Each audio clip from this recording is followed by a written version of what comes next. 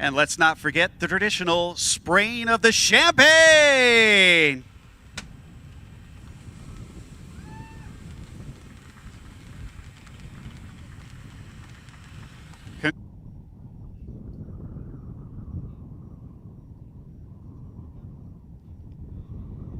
Opened in 1955, Road America was the vision of civil engineer Cliff Tufte. This 14-turn, 4-mile strip of pavement running through Wisconsin's Kettle Moraine region has quickly emerged as a favorite of drivers and fans alike. And today, it plays host to Porsche Sprint Challenge USA West by Yokohama. Hello, everyone. Welcome to Wisconsin. Welcome to Road America, America's National Park of Speed. My name is Ryan Marine. We'll have Joe Peak alongside here shortly as the field is set to roll off for the lone formation lap ahead of the final race of the weekend and the third to last race of this 2024 campaign. Championship pictures are starting to come into focus, and every race now matters that much more as we get closer to crowning our series champions for 2024.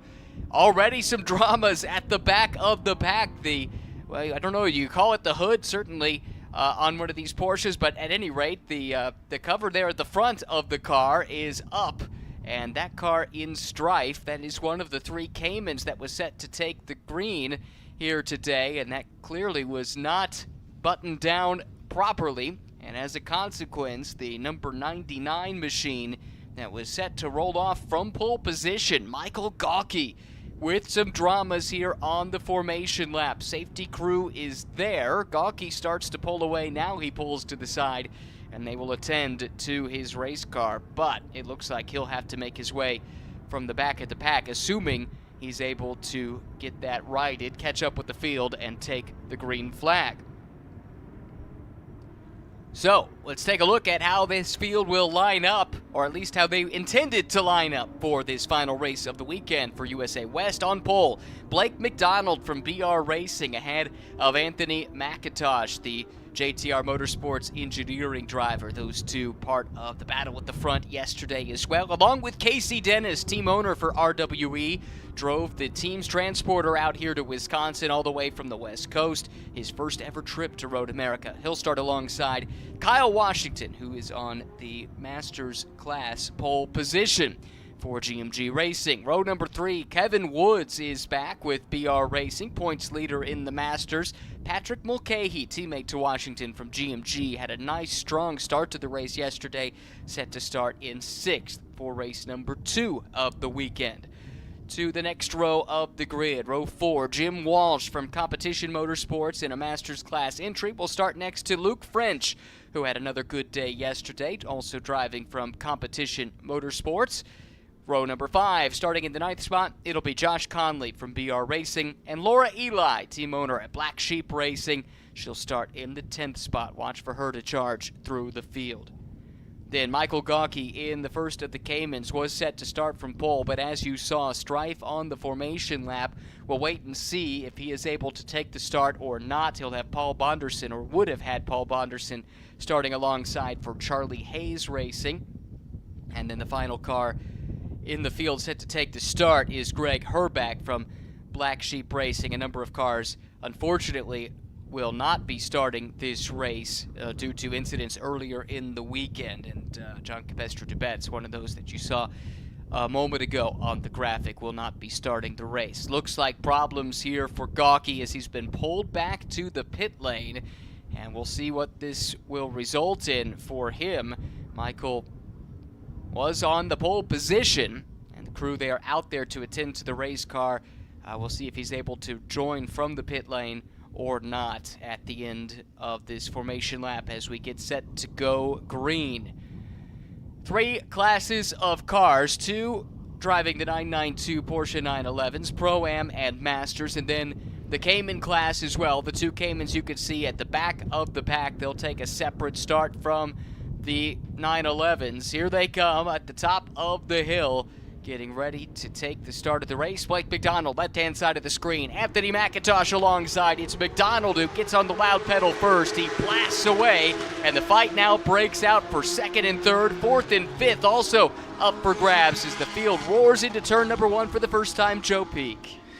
Yes, and it looks like McDonald is going to control that field as they weave their way around there, but McIntosh wants to try and insert himself once again. Lost out on the win on that first race and is going to send it down into turn 3 way wide through there, but somehow makes it through and comes out ahead. An impressive run back up to the front. McDonald now has to go to defensive as Dennis is on the attack, seeing if he could demote him 2 spots in 1 straightaway. Oh, this is outstanding stuff here on the opening lap. We knew Casey Dennis would want to get going and get going quickly. He's enjoying his first chance to come here to Road America, but it's a battle further back in the pack we've got our eyes on here. Is that Washington maybe in the thick of things? It's a scramble for positions in the mid-pack. I think that may have been JCD there that was fighting with Mulcahy coming up the hill into 6th, but looks like JCD is going to come out ahead on that one.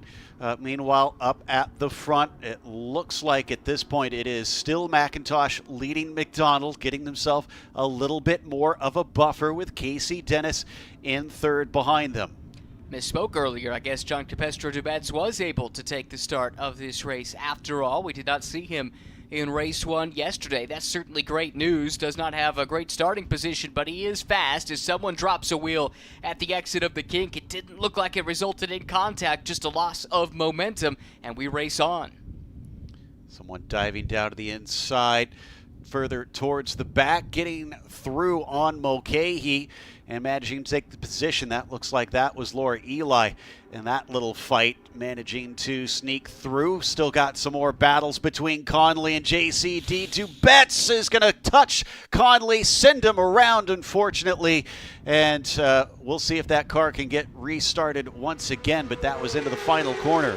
Yikes, that was 4-class position, but definitely did not end well for Conley. Didn't get a great look at exactly what transpired, but it did appear to be an aggressive maneuver. For the moment, though, we continue on with McIntosh showing the way, leading McDonald. Dennis right there, though, in the slipstream. The top 3 right there running effectively nose to tail. Less than a second covering them. John Capestro-Dubets is sitting in 4th, but needs to overtake 2 of the Masters cars to get onto the podium as the 299 of Conley sits at the exit of 14, still unable to go.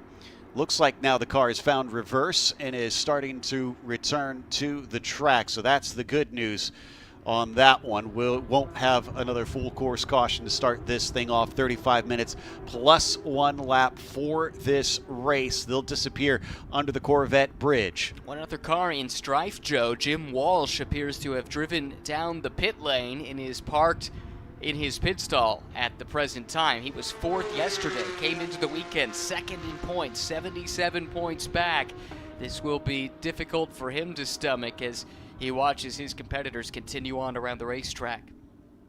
Seeing the top 3 starting to pull away a little bit. Now, we saw this yesterday. McIntosh led the majority of the race, but it was late on that McDonald was able to attack and get by with just about a lap and a half left to go. More cars still pushing the limit at the kink, and it's got to be scary, I have to imagine, Ryan, coming around there and seeing a cloud of dust and not always knowing what's on the other side. Can't imagine driving through there unsighted would be a fun experience, but we've seen it from time to time. This was a very busy racetrack last weekend, let's remember, with the full IMSA package here racing at Road America, and it looks like a number of cars dropped wheels there. Certainly if you watched the races last weekend, you know that that was the case. So it's a pretty dusty exit if you go wide off the curb there at the exit of the kink, and it hasn't gotten any better over the course of this weekend. Casey's on a great bit of momentum up the hill, and McDonald knows it. Dennis forcing him to go defensive coming up into turn 1. They're going to go wheel to wheel into the corner, round the long way for the red, white, and black machine. And Dennis will take P2 away, but I don't think that fight is over as McDonald takes a little look down to the inside. In fact, he takes a big look down to the inside, but can't get the overlap. Dennis left the door open just enough that McDonald could countenance the thought of perhaps diving to the inside, but then Dennis shut the door on him and he has to settle back in. Dennis, of course, the reigning 991 champion of USA West from a year ago, swept the season effectively, made 12 starts, he won all of them. It's about as dominant as you can be, but he's making the adjustment to the 992 spec machinery and the adjustment to Road America, because as we've said a number of times, this is one of the few tracks he had not been to. This is one of the bucket list tracks for him, and he's able to check it off here this weekend. He's adapted to it extremely well from what we've seen. Let's see if he can take the fight up to McIntosh. We know McDonald can do it. But now what has Casey got? And certainly seems stronger today, because I seem to recall that it took the top two fighting for us to see Dennis really get into the mix late in the race. This time, he is right up there from the get-go. Now maybe it's just getting a bit more dialed in on the setup. He's not going to have a whole lot of notes about this place, having not been here before, but also different weather conditions. It's about as blustery as it's been all weekend long, but certainly a bit warmer and more sunny. Track temperatures up considerably higher than they have been over the course of the weekend so far. We do want to cover off the Cayman story real quick, because as you were on your way up from the previous podium, on the formation lap, pole sitter Michael Gawke's hood came open. He had to pull to the side, got pulled back into the pit lane, and started from the pits. He had already recovered last lap to get up to second and was within a tenth of a second of leader Greg Herback, so it does look like Gawke could be in a position to recover from what was a difficult start to today's race. My goodness, what a story this would be if Herback can get a win in his first ever season of racing. Meanwhile, Dennis is trying to return to the top step of the podium, just about manages to get the overlap he needs into turn one, but wasn't fully there. McIntosh will rebuff him for now. Is this another attempt into three? There was a think about it, but he decided it's better to wait. We mentioned all those wins for Casey Dennis last year. He's yet to win this year, though, in USA West competition. He's got a ton of second places, and he's been on the podium in all but 2 races so far this year. However, he's yet to stand on that top step, which means he hasn't had the chance to talk to you in a podium celebration yet, Joe. Could that end today? Well, he and I have talked plenty in the paddock, that is for sure, but I'm sure he'd love that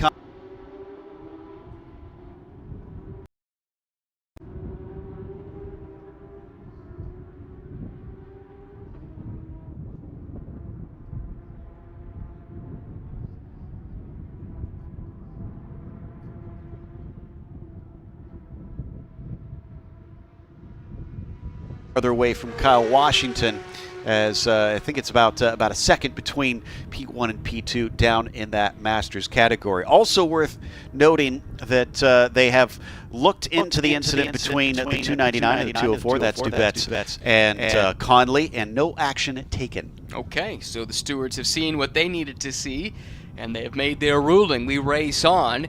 John Capestre Dubets has raced his way up into 6th and is starting to reel in that battle there for the lead in Masters between Woods and Washington. Washington edging a little bit closer here over the last few laps, trying to keep Kevin Woods honest. Woods has had a tremendous season, Joe. He's finished worse than second just once, and worse than winning just twice on the year coming into this weekend. Yeah, he and I have definitely talked a lot. I'm running out of questions to ask him, honestly.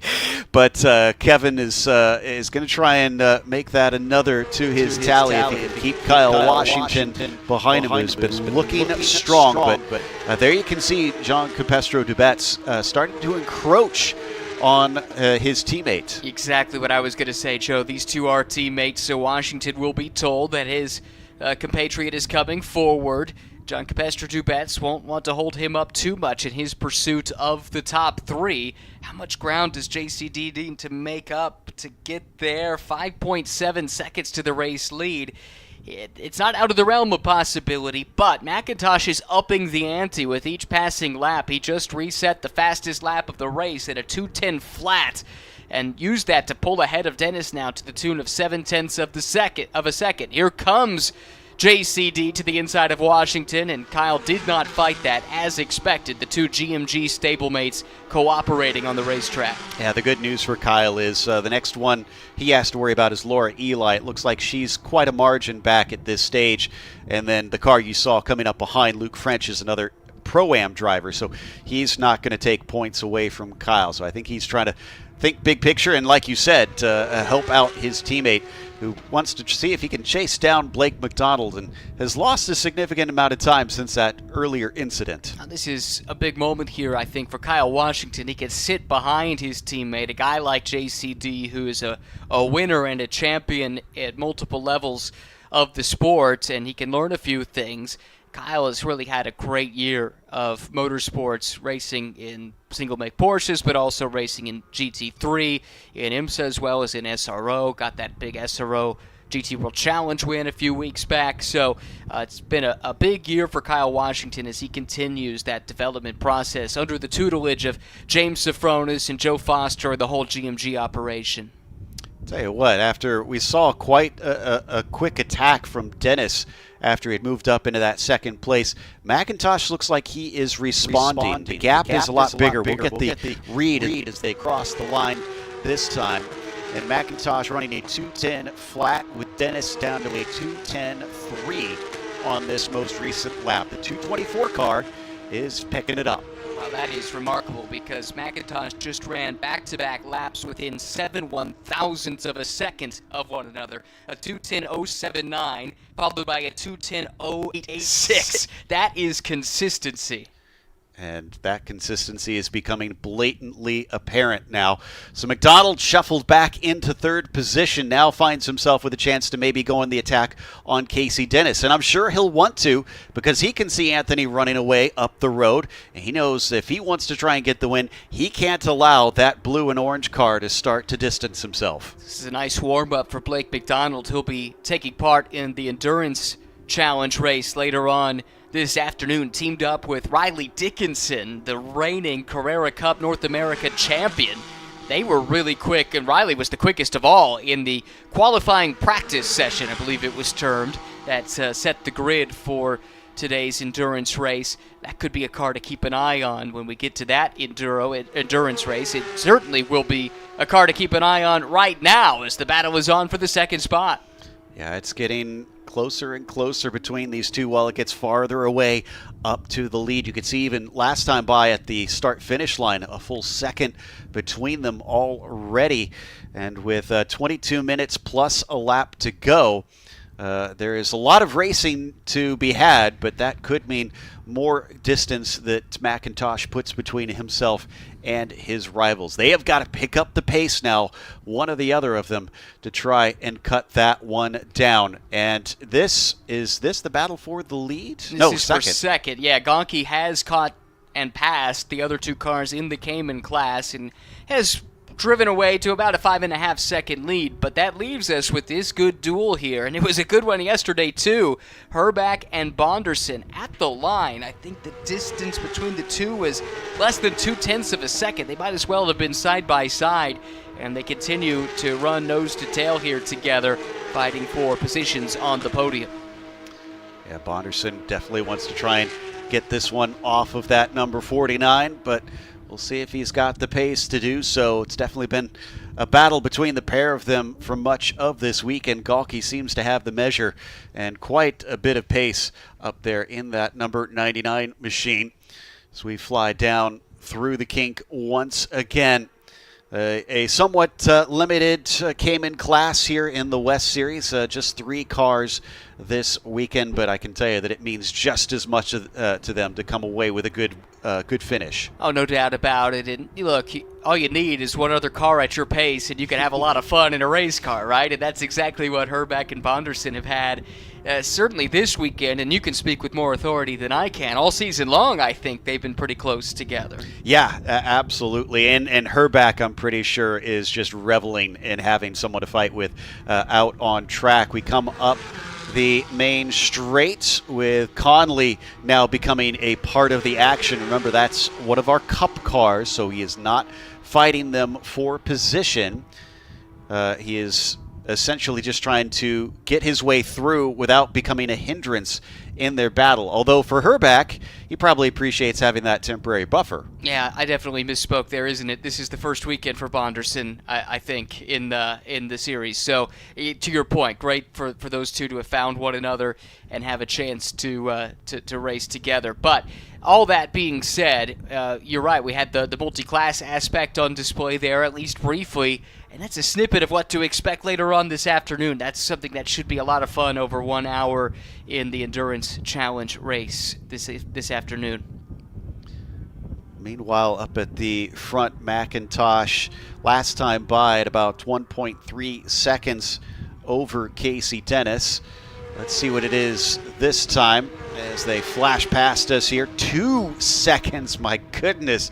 McIntosh quicker by another 0.3, I believe, that time by. No, excuse me, that was 0.6 of a second faster than Casey Dennis. He is stretching his legs out. Man, outstanding pace, although we are seeing everyone's pace come back a little bit here as we've now gotten 15 minutes into this race, and some of the wear on the Yokohama tires is becoming apparent. The consistency in the pace, though, for that first 10-15 minutes or so was remarkable. The fact that McIntosh could hit those two side-by-side, or those 2 laps back-to-back like that.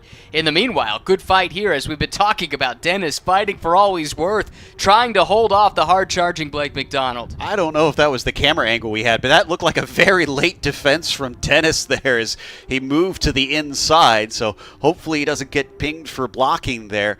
I believe they get a warning on that before there's a penalty. But for now, as we get some good action here, this is Mulcahy almost side-by-side down through turn 7 with Washington. They'll manage to escape having disaster, but it's rare you see side-by-side work through 7 as a little deep goes Washington. Whoa, and Mulcahy's got his hands full. They follow one another again. These are 2 teammates. We talked about Washington really collaborating with JCD to come on through, but a little less collaboration on display here, despite the fact these 2 are not in the same class. Mulcahy out of the Pro-Am ranks, in Washington currently 2nd in Masters.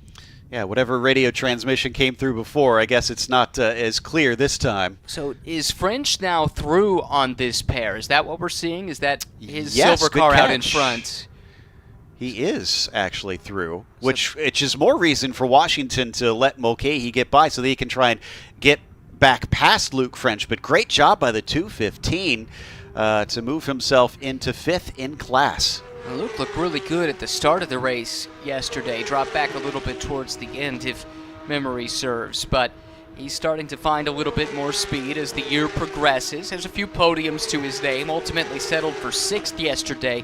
And could be online to do a little bit better than that. Right now running in 5th and doing a pretty nice job managing some of this out-of-class traffic. And it's looking very consistent for the 224. Another 0.6 stretched beyond Casey Dennis on that last lap, while McDonald hasn't been able to get close enough yet to make something happen, but remains a threat for a 2nd place at the least. In fact, forcing another defensive move there from the 274, this time a lot earlier down the straight. The 208 weaves to try and see if he can find an opening. Has he found one up into turn 6? He gets down to the inside. They go wheel to wheel, and he's through. That was beautiful stuff from McDonald, who now has to play a little bit of defense, but not too much. Tough place to make a pass. That said, Dennis now with a nice head of steam on the run-through hurry downs. That forces McDonald to go on the defensive. Can Dennis sweep around the outside? No, he cannot. Right into tire tracks here on the entrance to the carousel. Seen so many loose cars this weekend coming through that turn 8. They did a great job to hold it through there.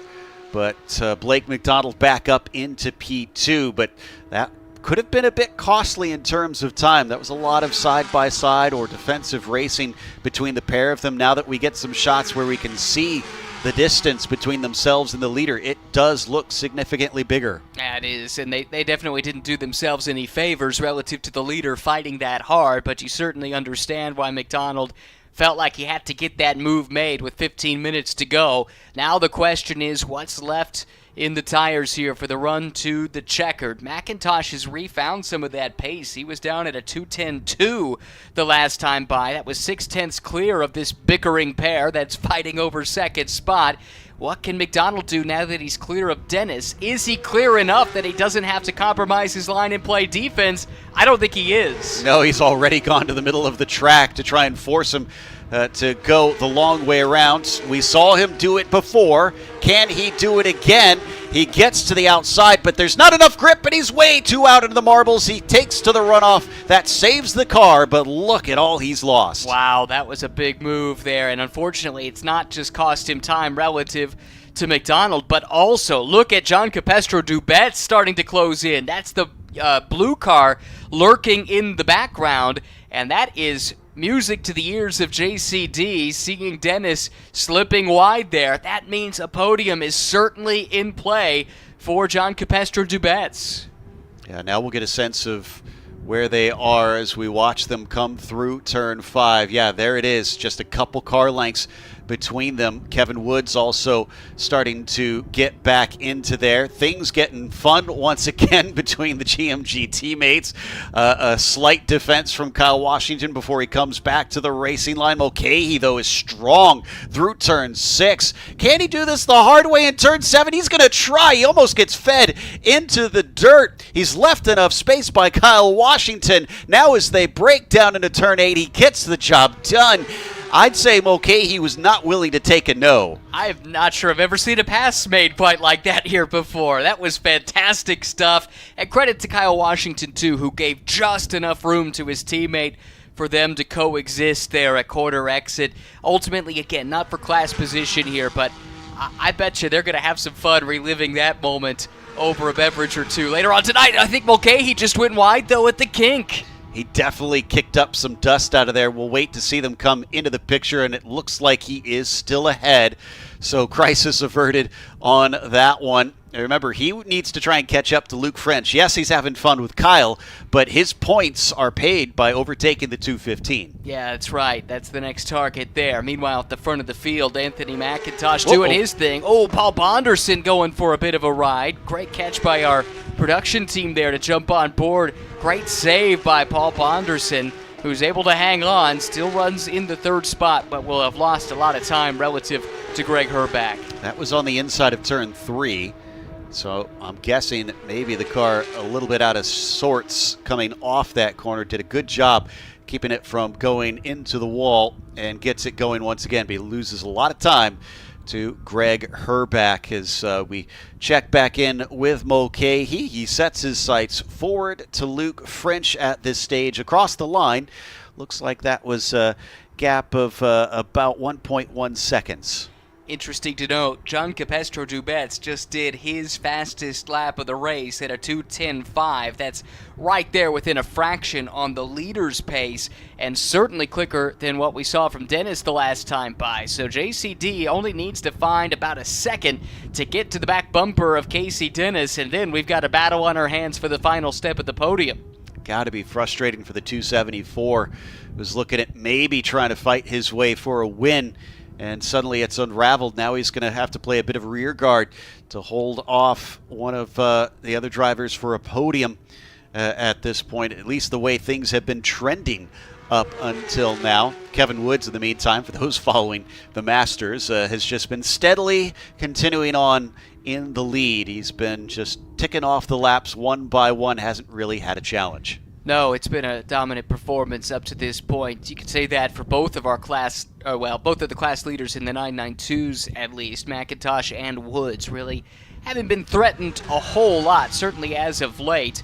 We go on board with Mulcahy here, who's had a fun weekend. He's been in the thick of a lot of these really tight battles. Great look at the onboard telemetry, hard on the brakes, then right back to throttle, putting that power down as he chases French.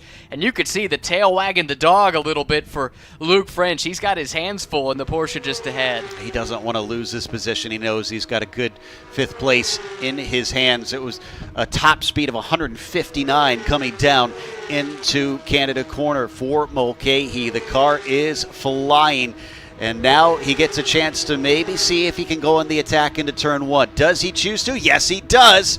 Oh, that was a little bit of a late move from French now, who may have moved in reaction to that number 254. They'll continue on around turn 1. Behind them, Washington still giving watch.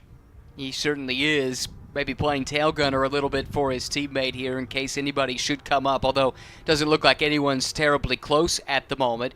John Capestro Dubets is within a second now of third position in the Pro-Am class, but this is a really fun fight to keep an eye on here as Mulcahy has tracked down Luke French and is putting pressure on him here into turn number 5. Two drivers still very early in their motorsports careers. Okay, going a little bit wide down at turn 5, loses a car length or two up to Luke French. Will he be able to regroup and try and get back on the attack here? We're down to less than 10 minutes plus a lap to go in this race, last of the weekend for the USA West Series. Much like the North America Series, they will wrap it up at Sonoma with another shared weekend off closer to what they're normally used to on the West Coast. Yeah, definitely home turf for the USA West competitors rather than out here relatively far east. It's certainly, talking to some of the teams, they did have to make some plans logistically to handle the trip coming all the way out here to Road America from the West Coast, but the allure of racing at Road America makes that investment worthwhile. Talking about Mulcahy, though, this has been a great weekend for Patrick, who has only done 3 races coming into the weekend and had a best finish of 8th on 2 occasions, but finished 4th yesterday, is fighting for another top 5 here if he can make this pass stick on Luke French. Ooh, that was a bit wide there from, I think, Washington. Kicking up the dust, and he must still have some dirt in his tires as, again, he goes deep down into turn 14. What's going to happen into one once again? Oh, this is a lot closer. Patrick has got a huge slipstream, and he's going to look down to the inside. This time, Luke does not cover him off. He's going to give him the inside coming into turn 1. Both of them slam on the binders as they play a game of chicken into this swift right-hander, and unfortunately, the shorter line works out better for Mulcahy. Oh, fantastic job by both of them, though, to coexist at that corner. Really impressive driving from the two drivers that are still, again, very new to racing and certainly at this level. Mulcahy, though, grabs that spot. That was for 5th in the Pro-Am class, and now he's got to hang on to it for the final 8 minutes plus 1 lap around this ever-challenging Road America circuit. Yeah, with how far Jean Capestre-Dubats has gone up the road, it's going to be hard for him to gain much more than this. Even still, it's definitely been a race to hang his hat on for Patrick Mulcahy, looking at a top 5 down through the hurry downs. And my goodness, things have gotten very, very close between JCD and Dennis for the final step on the podium. Yeah, that's the battle right there through the carousel. Casey Dennis holding down the 3rd spot, but right there, hot on his heels, John Capestro-Dubats, an outstanding driver in single-make machinery and GT4 machinery. He's having a tremendous year in GT4 America. This year he goes a little bit wide there through the kink. It's tough to keep it right in line when you're running in the wake of the car ahead. He's got to regather now and put the attack back on after losing a bit of ground through the kink that time. Usually we often see him fighting with his own teammate James Lee, but this time he's had to fight quite a few other comers and seems to be holding his own. But the car, I wonder if it struggled a little bit. I wonder if he used up a little bit too much of his stuff, and now they've got lap traffic in front of them.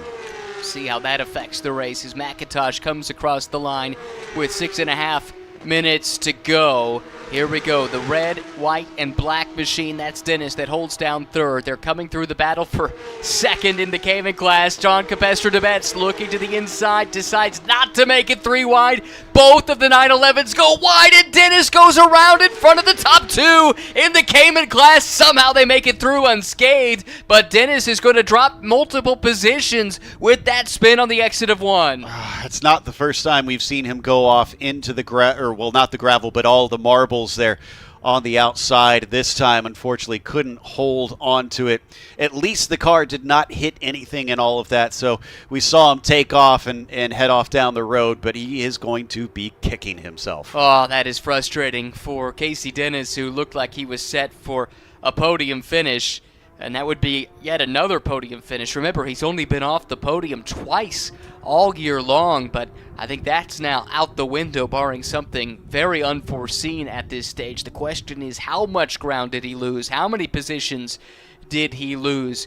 With 5.5 minutes to go, not much time to try and recover. Thought I saw maybe Kyle Washington try to overtake Luke French there for a second. So again, doing some help for his teammate. If he can manage that, that'll put a buffer between the 215 and the 254 who are fighting for class position. And with only 5 minutes left to go, it'll be a huge frustration for Luke if Kyle manages to somehow get by. Let's see what happens as the last of the laps start to tick down. They're also catching Galke, our leader in the Caymans. What a recovery from him, not just to take back the lead, but to overcome what had to have been a scary moment for that hood to flip up on him. It was wild as they were leaving the pit lane. If you're just joining us, leaving for the formation lap, the leader in the Caymans, that orange machine with Michael Galke, had the hood flip up, covered the windscreen entirely. He had to pull to the side, ultimately took the start from the pit lane and has been in recovery mode, managed to race his way back to the front of the class and appears to be en route to yet another race win. But this one has been anything but straightforward. I'm curious to hear what he has to say about it when you get the chance to chat with him. Oh, I'm definitely going to bring that one up. Oh, no, Luke French was not fighting with Kyle Washington. He is, that's Casey Dennis moving down, excuse me. So that was his incident causing him to lose positions here. He's still ahead of Josh Conley, it appears, after Josh had his spin a little bit earlier on.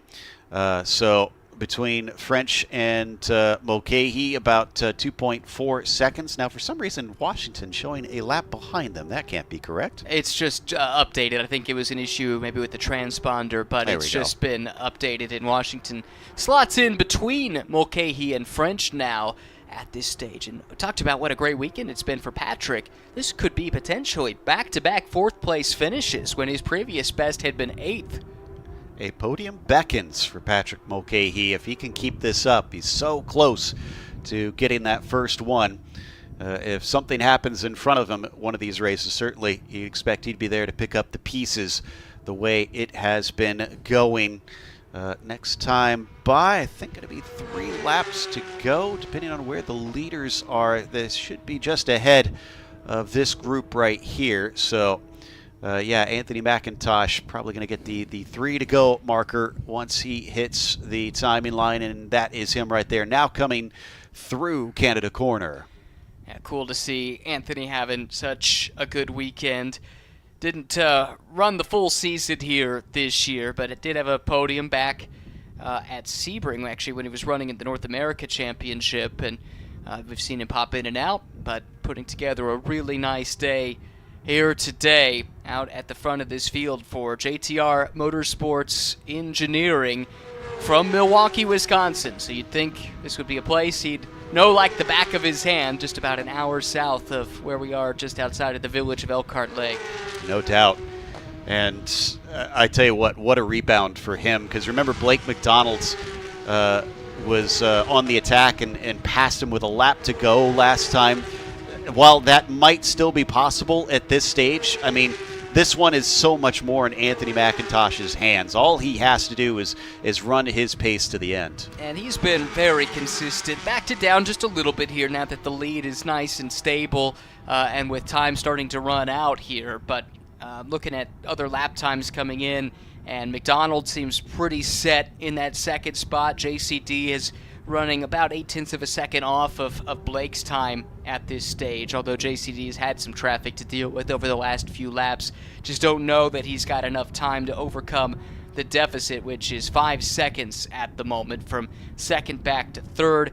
Kevin Woods, I mean, we haven't talked about him a whole lot because the lead's been pretty much firmly in hand, but this is what he does. Yeah, I mean, it's often, usually my questions to him have to do something with, well, how was it with the traffic of the other classes? Because nobody else was fighting him often. Usually it's Jim Walsh that is trying to tussle with him for that top spot, but with Jim having his car troubles early, he was taken out of this whole equation, and it's just been the Kevin Wood show since then. I think from what I saw when they crossed last time, we're looking at maybe 6 seconds to spare. So no white flag this time by, if my calculations are correct. Well, we will soon see. I'm impressed that you're brave enough to hazard such a guess, but we will find out here in just a little while. Quickly on the Kevin Woods story, though. I mean, not a surprise to see him running well. He's a multi-time champion in the predecessor to this USA West Series, the Porsche Trophy West USA. He won a Silver Class Championship in 16. He won a Diamond Class Championship in 18. So not a surprise to see him at the front. And Joe, my goodness, you were spot on within about 2 seconds, right? Yeah, 5 seconds there, I think it looked like when he crossed the line. So. And you predicted 6? Yeah. That's within the margin for error, I would say.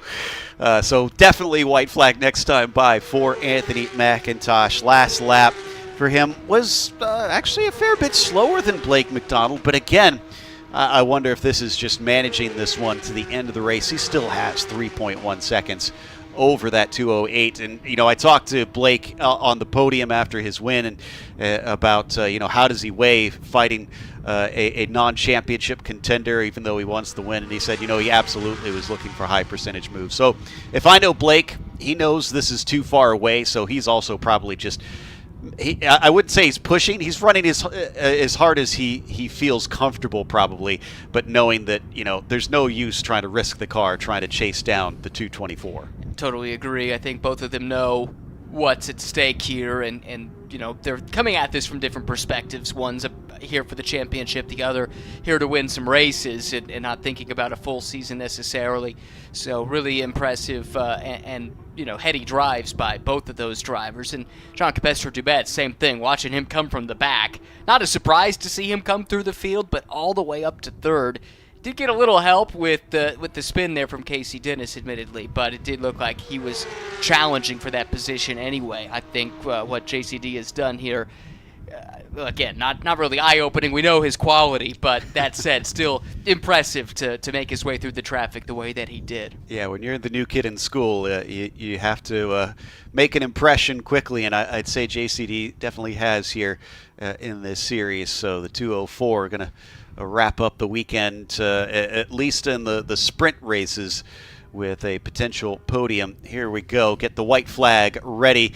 And that was a little bit of a slide coming through 14 from McIntosh, so not completely resting on his laurels. That car is still hustling around as he gets the 1 to go sign from the flag stand. 4 miles left, 14 turns around Road America. Final race of the weekend for Porsche Sprint Challenge USA West. And boy, that talking about slides, McIntosh had a big one there in turn number 1, a big wiggle.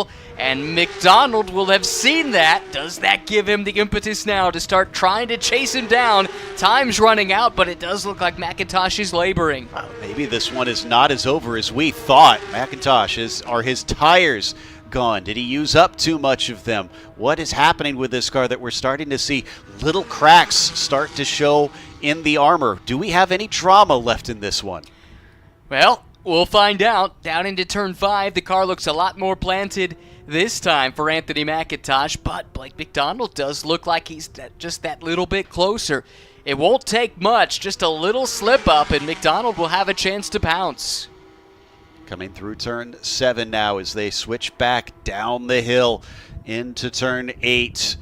This is the last lap for Anthony McIntosh. Just has to steadily bring this car home. In fact, he could give up quite a bit per corner to Blake McDonald and still have a healthy lead before it's over. Is he nursing it? What's going on? We just won't know until I get to hopefully chat with him at the end of this race. Or is Blake going to go back-to-back with a shocker for the last race of the weekend in the USA West Series? Dubet's still way too far behind as well himself to play a factor in this one. Into Canada corner they go. It does look like he's getting a little bit closer, but how much is McIntosh just cruising? Well, hopefully quite a bit, because he has time in hand. As you can see, just a few more corners to negotiate for McIntosh. He did have a big slide through turn 14 last time. As long as he's neat and tidy, though, it looks like the win might be his. Yep, that was a lot cleaner that time through. Up the hill, it was a good exit for Anthony McIntosh. He gets his revenge today. He will come home the winner in race 2 for the USA West Series. Behind them, Jean Capestreux-Dubet's going to complete the podium. as he approaches, and boy, it was a longer way back than I thought here, as we wait for him to come to the line. There he is. Now they're waving the flag for JCD. No, what happened to JCD? Kevin Woods was the next one through. Our winner for the Masters will be third overall. That car slow, off the pace, creeping up the hill into the pit lane. Could he have been out of fuel possibly on the final lap? But what this does do is it puts Mulcahy on the podium. And the 49 is pulled off for some reason out of turn 6. That was Herback. And he was right there with Bonderson. Galke has come by to win in the Cayman class, but how about it on this final lap? No shortage of drama. Which means Mulcahy finally gets that first podium. Fantastic stuff from the 254. And I even said a little bit earlier, there's that commentator's curse. If something happens ahead, he's there to pick it up. What I find strange is the car came into the pits for JCD. He only had to go a little bit further to go across the finish line and elected not to. And I'm just going to speculate here. He's not in it for the points. I wonder if he pulled aside to help his teammate get up on the podium for the first time and score.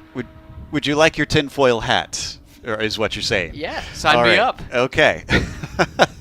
You're not on board with my theory? Well, as soon as you started saying it, I started thinking, that would be interesting. But I don't know if they would pull something like that, especially after he ran such a great race. But we'll find out, I guess, eventually if we can go and chat with him and see what's going on. But wow, great fun all throughout on that race, with McIntosh taking the win, Blake McDonald on the podium along with Patrick Mulcahy, Kevin Woods, Kyle Washington, and Laura Eli going to be your Masters podium, which we will go celebrate in a moment. All right, we'll send Joe down, and I'm waiting for confirmation if we will have it on the stream. Yes, indeed we will. So that's great news.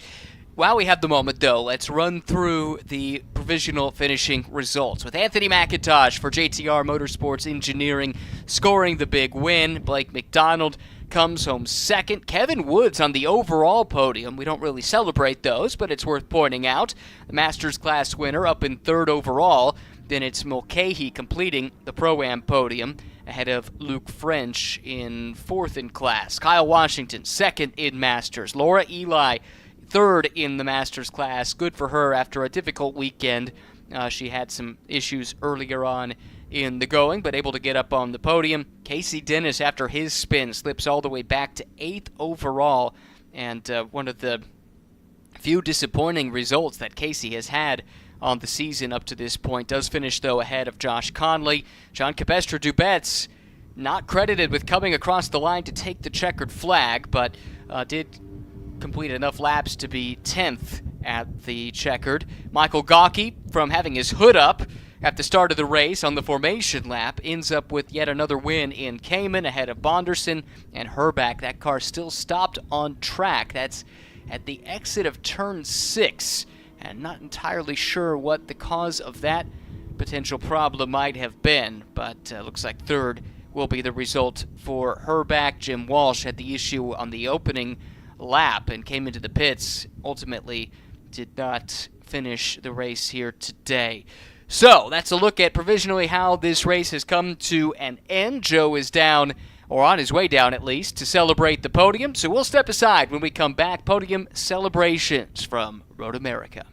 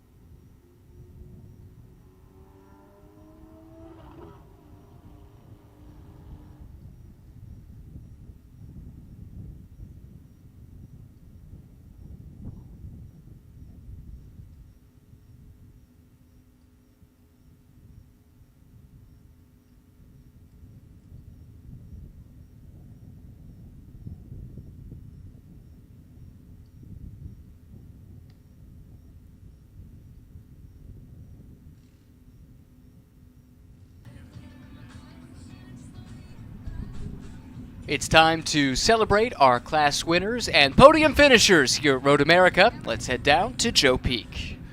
It's time for our podium ceremonies for Porsche Sprint Challenge USA West.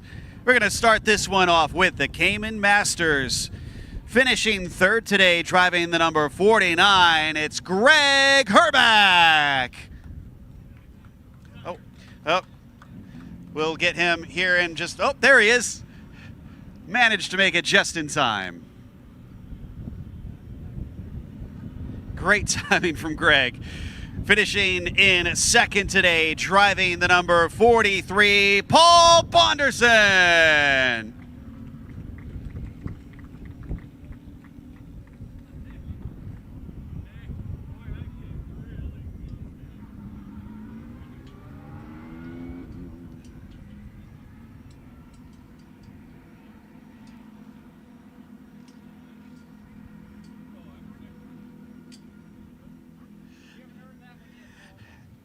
And finishing in P1 today in the number 99, back-to-back for Michael Galkey.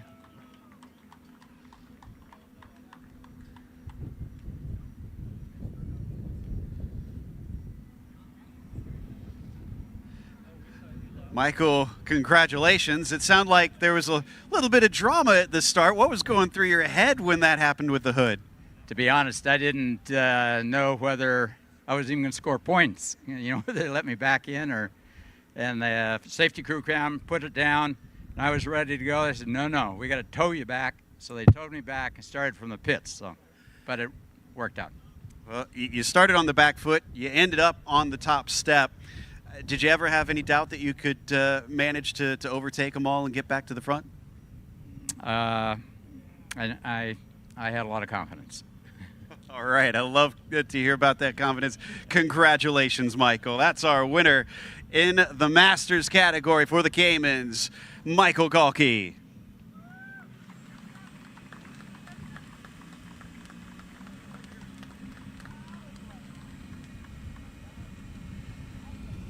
And as always, to celebrate, we get to spray some champagne.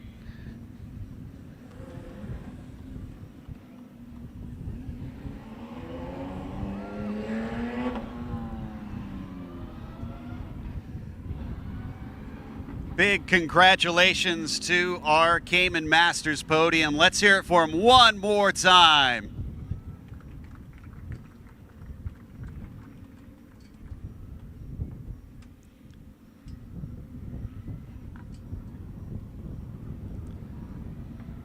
This takes us to the 992 Masters.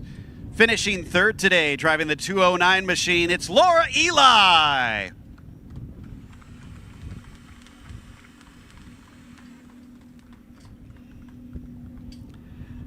In P2, driving the 232 with some great action out on track, it's Kyle Washington.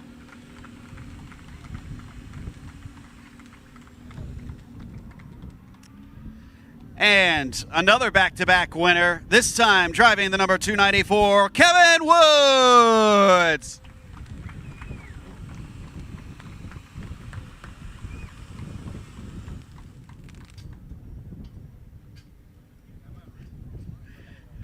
Kevin, congratulations. You know, we were joking during the race up in the booth. I'm running out of questions to ask you, man. And what more can we talk about? This is an impressive weekend. Well, I'll give you a blow-by-blow of the race. It was a good race. Green the whole time, so much better than yesterday. But I was trying really hard to keep up with a couple of drivers. They were really flying out there. But I think, you know, the Masters all behaved really well in the beginning. Me and Kyle had a good race, and then I got away clean. And from there, I just tried to keep up with the top three, but they were gone. And then I forget the driver's name, but he came up really fast. I tried to keep up with him. I couldn't, but all in all, it was a good race, though. It was fun. No lower than second place the whole season. Can you keep up that trend all the way through Sonoma? I hope so. I mean, there's some pretty fast drivers in Masters, and it could be anyone's day on any weekend. So we'll have to wait and see what happens. All right, well done, and congratulations to our winner, Kevin Woods.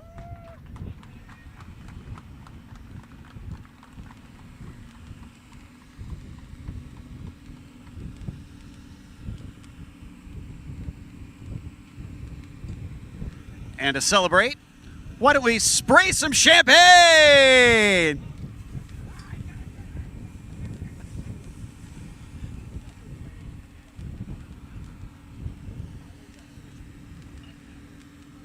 A huge congrats to our 992 Masters Podium here for race number 2 in the USA West Series.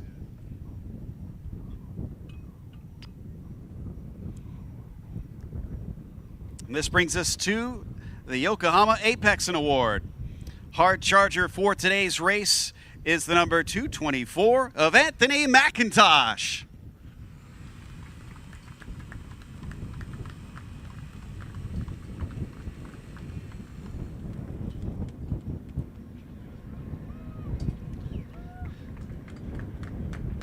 Excellent job for Anthony today.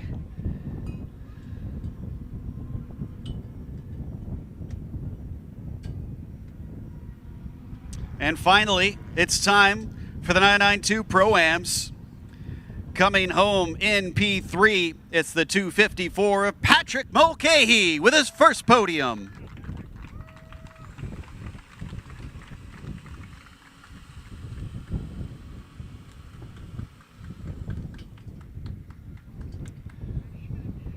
Quite a battle for our second place finisher in the number 208, Blake McDonald.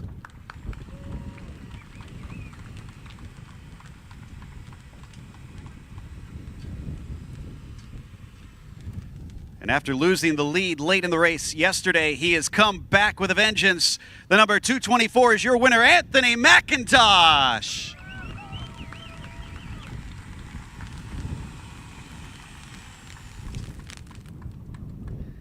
Anthony, wonderful job out there.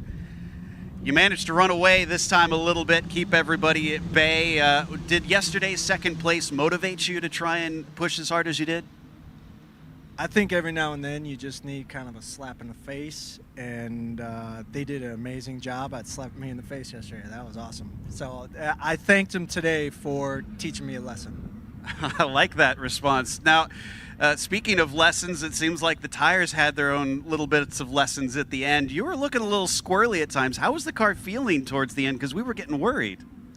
It was loose, but I was just trying to feel it out and see where it took me. The car setup was great. Everything was great. I was just kind of messing around. Well, you gave us a little bit of excitement for sure, and congratulations on the win today. That is our victor, Anthony McIntosh.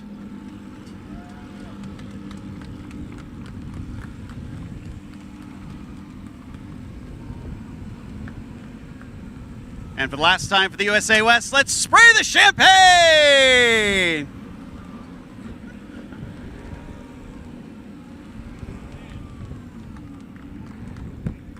Congratulations to the 992 Pro-Ams. We've got more racing left.